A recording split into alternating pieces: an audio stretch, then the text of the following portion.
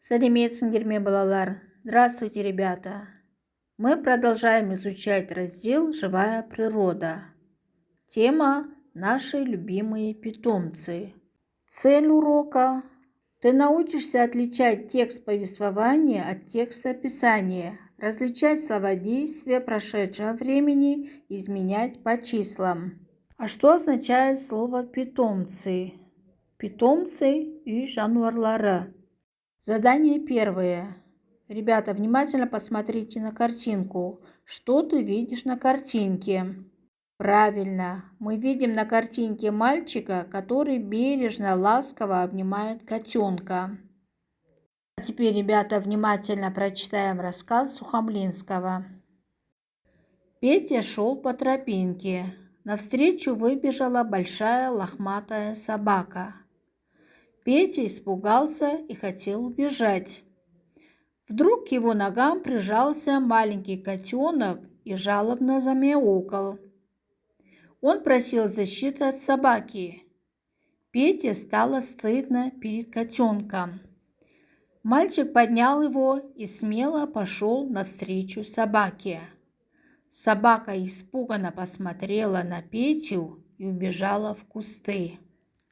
А теперь, ребята, правильно выбираем ответы на вопросы. Кто выбежал навстречу Пете?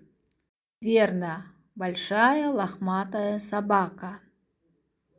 А кто просил у Пети защиты от собаки? Правильно, котенок просил защиты от собаки у Пети. А как повел себя Петя? Правильно, он поднял котенка и смело пошел навстречу. Молодцы, ребята. А какова основная мысль рассказа? Верно, надо всегда защищать беззащитных животных. Нужно быть смелым и решительным. А теперь, ребята, выпишите несколько слов действий прошедшего времени. Правильно, слова действия прошедшего времени: шел, выбежала, испугался, прижался, посмотрела, убежала. Молодцы, ребята. А теперь, ребята, внимательно прочитаем и запомним написание этих слов. Шел, пошел, навстречу, вдруг жалобно, испуганно, лохматая собака, к его ногам. Ребята, вот подумайте, как можно озаглавить этот рассказ? Правильно, храбрый поступок, потому что в этом рассказе говорится о храбром поступке Пети. Молодцы, ребята. А тип текста – повествование, потому что в этом рассказе говорится о том, что произошло. Ребята, есть 3 типа текста. Первое – повествование. Здесь рассказывается о событии и отвечает на вопрос, что произошло. Второй тип текста – описание. Это что-то описывается, отвечает на вопрос «какой?». Третий тип текста – рассуждение. Здесь что-то доказывается и отвечает на вопрос «почему?». Задание 4. Послушай и сравни тексты. Чем они отличаются? К какому тексту можно поставить вопрос «какая?», а к какому «кто, что делали?». Послушаем первый текст.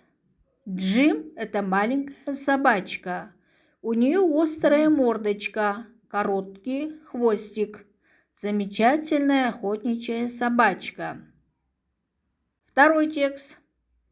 На лугу бегали, резвились, паслись, играли же ребята, ягнята, козлята.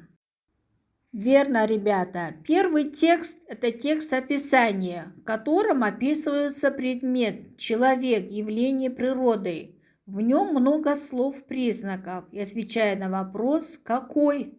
Правильно. Второй текст – это текст повествования, в котором рассказывается о событиях. В нем много слов действий.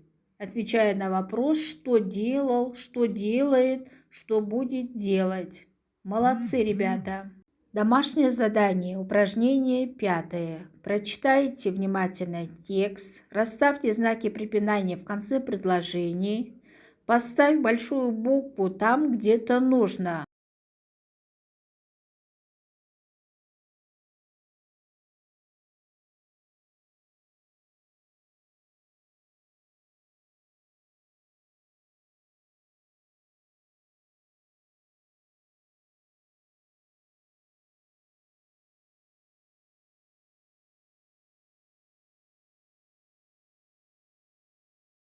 Ребята, сегодня вы на уроке хорошо поработали, научились отличать текст повествования от текста описания, научились различать слова-действия прошедшего времени и изменять по числам.